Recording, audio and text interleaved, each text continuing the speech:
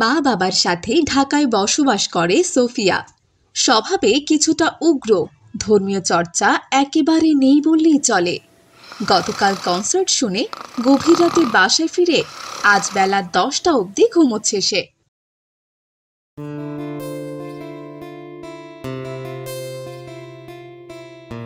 Sophia, Sophia, উঠে পড় মা, অনেক বেলা হয়ে গেছে যে।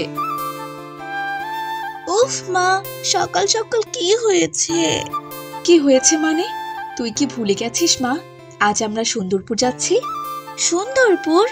ওহ নো মম, তোমরা যাও, আমি যাব না। গ্রাম আমার একদম ভাল লাগে না, তোমরা যাও তো। তা ভালো লাগবে কেন? তোমার তো কনসার্টে গিয়ে লাফালাফি করতেই ভালো লাগবে। ওহ কাম অন মম, শান্তি মতো একটু ঘুমোতে দাও তো। আজ আব্বার মৃত্যুবার্ষিকী, আজ না গেলে তোর মামা যে ভীষণ রাগ করবেন মা। তাড়াতাড়ি উঠে পড় না মা। ধুর বাবা, আমার আর ভালো লাগে না, যাও তুমি, আমি আসছি। সোফার রুমে বসে সোফিয়ার বাবা মা সোফিয়ার জন্য অপেক্ষা করছে। এদিকে সোফিয়া একটা শর্ট ড্রেস পরে আসে। এ কি রে মা, এটা আবার তুই কি পরেছিস বলতো? যা, এটা পাল্টে শালীন কিছু পরে আয় মা। নো ওয়ে, আমি এটাই পরে যাব। তুমি দেখেছো সোফিয়ার আব্বু, এই মেয়েটাকে নিয়ে আমি কোথায় যাব বলো তো? যাও মা, পোশাকটা পাল্টে এসো। নো নেভার, যদি আমাকে নিতেই চাও এই গেটআপই নিয়ে নিতে হবে, না হলে তোমরা একাই চলে যাও। কি আর করার, চলো তাহলে। বাবা মায়ের কথার তোয়াক্কা না করে নিজের পছন্দ মতো ড্রেস পরে নিজেদের প্রাইভেট কারে চড়ে তিনজনে রওনা দিল সুন্দরপুরের উদ্দেশ্যে। সোফিয়ার মামা তাদেরকে রিসিভ করার জন্য দাঁড়িয়ে আছে।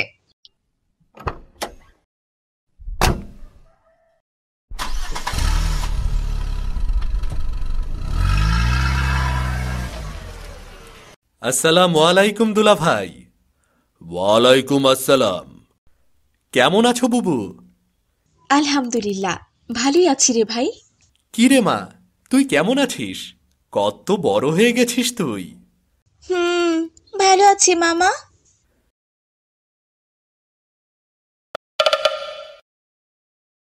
কি ব্যাপার বুবু, কি হয়েছে ওর?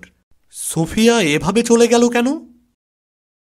কি হয়নি তাই বল রে, সে অনেক কথা, পরে বলবো তোকে। এবার তুই বলতো মিলাদের কি ব্যবস্থা করলি? তোমাদের আসতে দেরি দেখে পুরুষ মেহমানদের খাইয়ে দিয়েছি। খুব ভালো করেছিস, এই মেয়েটার জন্যই এত দেরি হয়েছে জানিস। আচ্ছা আচ্ছা, ঘরে গিয়ে ফ্রেশ হয়ে এসো। ওদিকে আমি না মহিলা মহলকে বসানোর ব্যবস্থা করেছে। দুলাভাই, আপনি আমার সাথে আসুন।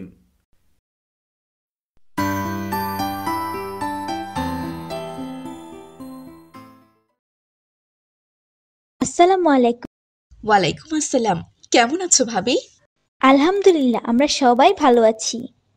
তালহা, লাবিবা ওরা কোথায়? ওদেরকে তো দেখছি না। ছেলেটা আমার বড্ড লাজুক, আছে কোথাও লুকিয়ে। আর লাবিবা মাদ্রাসায়, তার ছাত্রছাত্রীদের পরীক্ষা চলছে, তাই আজ ছুটিও পায়নি, চলে আসবে একটু পরেই।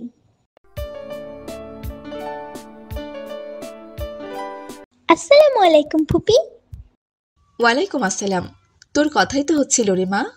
আমি খুবই দুঃখিত ফুপি, আপনারা নিশ্চয়ই অনেকক্ষণ ধরে অপেক্ষা করছেন। না রে মা, আমরাও মাত্র আসলাম। যাক আলহামদুলিল্লাহ, খুব বেশি দেরি করিনি। সোফিয়া কোথায়, তাকে তো দেখছি না। তাকে আমি তোমার ঘরে দিয়ে এসেছি মা, মেয়েটার বোধহয় অস্বস্তি হচ্ছে। আরে কিচ্ছু হয়নি ওর, সব ঢং করছে।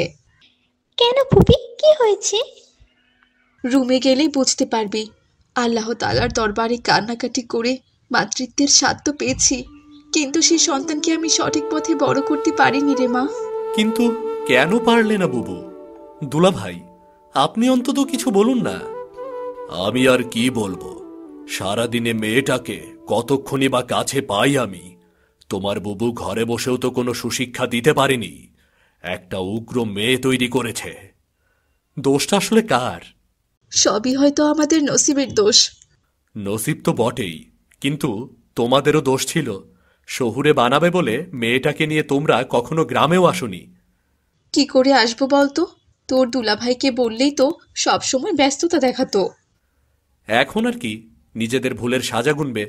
অহংকার করতে নেই, তবুও বলছি, আমি বিদেশে থাকি, তবুও দেখো আমি না একা কি সুন্দরভাবে আমাদের সন্তানকে মানুষ করছে। হ্যাঁ রে ভাই, মাশাল্লাহ।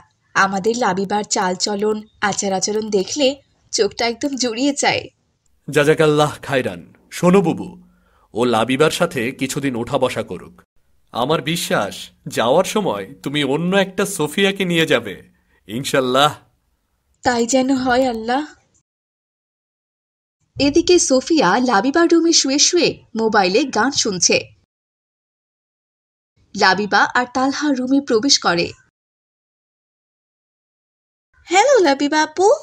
কারো সাথে দেখা হলে সালাম দিতে হয়, তা জানো না বোকা মেয়ে? সালাম দিলে কি হবে? যে আগে সালাম দেবে নিশ্চয়ই সে নিরহংকারী। ওকে ওকে, আসসালামু আলাইকুম আপু। ওয়ালাইকুম আসসালাম। অনেক বছর পর তোমায় দেখলাম। কত বড় হয়ে গেছো তুমি। হ্যাঁ, আপু শুধু হাতে পায়েই লম্বা হয়েছে, পোশাক আর বড় হয়নি। আহ তালহা, হচ্ছেটা কি? তুমি তো জানো মজার ছলে হলেও কাউকে নিয়ে ঠাট্টা করতে নেই।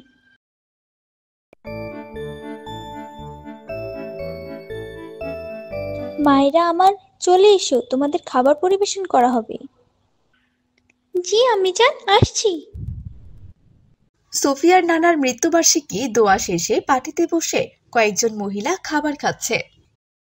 এসো সোফিয়া, এখানে বসো। আজ আমরা সবাই মেঝেতে বসেই খাবো। কি, মেঝেতে বসে খেতে হবে? No way. কেন? আমরা সবাই বসতে পেরেছি, তোর আবার কি সমস্যা শুনি? উফ মা, তুমি চুপ করো। এই ফকির মিসকিনদের সাথে আমি বসবো না। অহংকার করতে নেই বোন আমার। আজকে একটা দিন আমরা বেদবাদ বলে সবার সাথে বসে খাবো, এটাই তো ইসলামের সৌন্দর্য। তোমরা খাও, আমি ঘরে যাচ্ছি। আমার খাবারটা ঘরে দিয়ে যেও।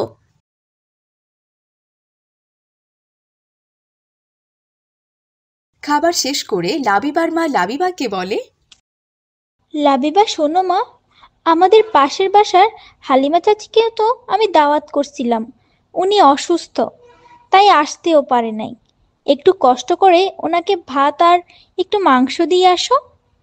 আর হ্যাঁ, সাথে সোফিয়াকেও নিয়ে যাও। রাগ করে ঘরে বসে আছে মেয়েটা।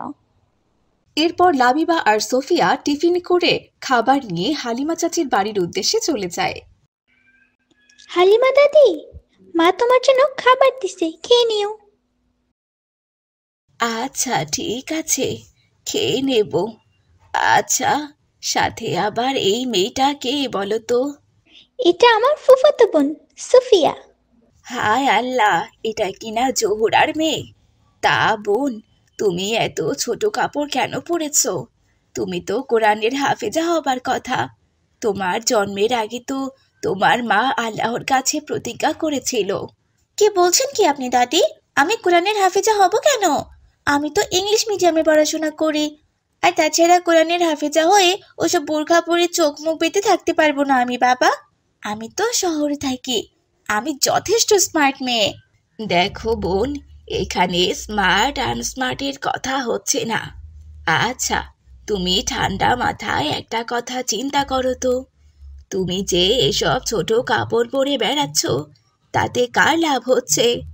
তুমি মনে করছো তুমি অনেক স্মার্ট হয়েছো, আসলে বিষয়টা তেমনটা নয়। তুমি যখন বাইরে বের হচ্ছ, তখন রাস্তার মানুষজন তোমাকে দেখে মজা নিচ্ছে, তোমাকে দেখে তাদের লালা পড়ছে। এদিকে তোমারও যে পাপ হচ্ছে।